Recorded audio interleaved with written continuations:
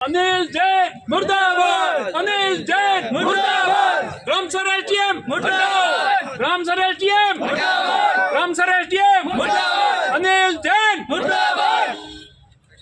मेरा नाम जेठाराम चौधरी, गांव गागरिया स्टेशन। आज हम जिला महोदय से मिलने के लिए हमारी समस्याएं लेके आए हैं। हमारे गांव में लगभग 400 घरों की बस्ती को उजाड़ने का काम चल रहा है।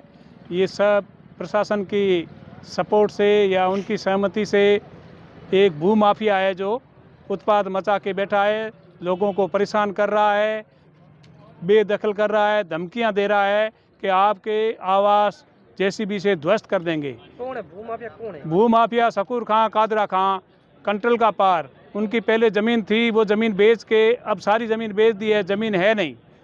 पहले उसने कभी किसी को लिख के कुछ दिया नहीं, रजिस्ट्री किसी के पास है नहीं, परंतु 70 सालों से ज़्यादा समय से लोग वहाँ पे आबाद हैं। अब वो कह रहे हैं कि ये खाली करो। ये सब एसडीएम साहब रामसर अनिल जैन की ही सपोर्ट से या उनके बल से हमें परेशान किया जा रहा है, उनकी सहमति से।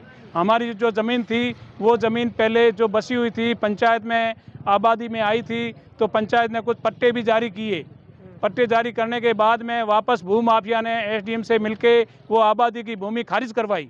खारिज करने के बाद में भू माफिया के नाम कर दी। अब वो कह रहा है ज़मीन मेरी है, आपका कुछ नहीं है, आपको अगर ज़मीन में रहना है तो हमें पैसे दो और पट्टे कराओ। ये बार बार हमेशा हमें धमकियां देके जा रहा है। एसडीएम रामसर ही नहीं, गडरा क्षेत्र में भी कई ज़मीन इसने खरीदी है, प्रति है अपने माँ बाप और भाई के नामों से।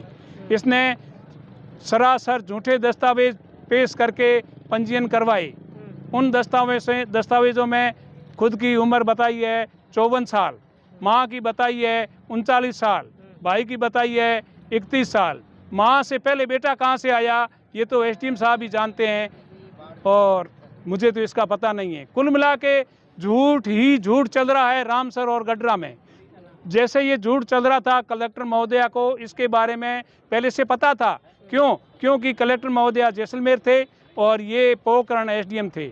उनके कारनामों से वाकिफ होने के कारण गडरा रोड एसडीएम का अतिरिक्त चार्ज था, वो वापस छीना गया।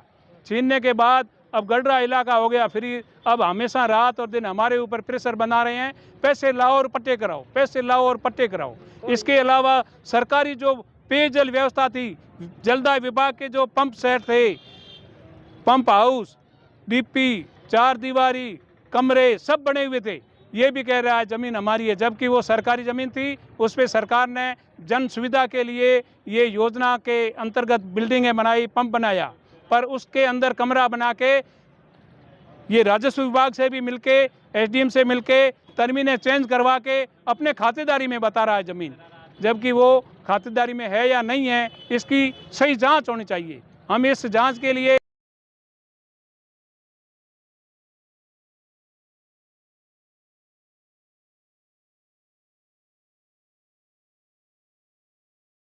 आपका? मेरा नाम मोहन चौधरी है। हम सारे ग्रामवासी गागरिया स्टेशन से यहाँ कलेक्टर साहिबा को ज्ञापन देने के लिए आए हैं। ज्ञापन ये है कि वहाँ पर हमारे जलदाय विभाग के वो थे जिनको ध्वस्त करके वहाँ पर मार्केट बना दिया गया है और घरों को भी नोटिस जारी कर दिया गया कि घर खाली करें। एक किसी विशेष के नाम से ज़मीन सौंप दी गई है। हमें आक्रोश है, 2-3 बार कलेक्टर साहब को ज्ञापन दे चुके हैं। ये हम आज अंतिम बार ज्ञापन देने आए हैं। अगर हमारी सुनवाई नहीं होती है तो पूरा का पूरा ग्राम आमरण अनशन पर बैठेगा और जिसके जिम्मेदार पूरा प्रशासन होगा। तो रामसर एसडीएम पर कहीं आरोप लगे उन्होंने ज़मीन बेच दी है, ये क्या मामला है? रामसर एसडीएम कहते हैं ना सर, प्रशासन की तो वजह से तो ज़मीन किसी के नाम हुई है, ऐसे तो हो नहीं सकता। जो प्रशासन की जो कलम से जो स्याही लिखती है, आखिर हम गरीबों की बस्तियों पर ही क्यों चलती है, इतना कहना चाहूँगा। हम गरीबों के साथ अन्याय हो रहा है, इनकी बस्तियां हम उजड़ने नहीं देंगे, चाहे हमें कुछ भी करना पड़े। हम कलेक्टर महोदय से उम्मीद है कि खुद चलकर निरीक्षण करें और वहाँ जब चलकर पता चलेगा तो खुद पता चल जाएगा कलेक्टर साहब को कि अतिक्रमण क्या है और कैसे हुआ है। अतिक्रमण किसने किया है? अतिक्रमण रहमान खान नाम से एक मार्केट बनी हुई है, दुकानें बनी हुई है और बस्तियों को नोटिस है शकूर खान के नाम से आए हुए। तो इनको क्यों नहीं चल रहा है, क्या कारण है? क्या अतिक्रमण हट रहा क्यों नहीं, क्या कारण है? अतिक्रमण हट नहीं रहा है। हम प्रशासन को ज्ञापन दे चुके हैं, अभी तक कुछ सुनवाई हुई नहीं है। अब हम चाहते हैं कि कलेक्टर महोदय से हमें बड़ी उम्मीद है कि वो खुद इसकी जब निरीक्षण करेगी तब पता चलेगा ये अतिक्रमण कैसे हुआ और क्या है।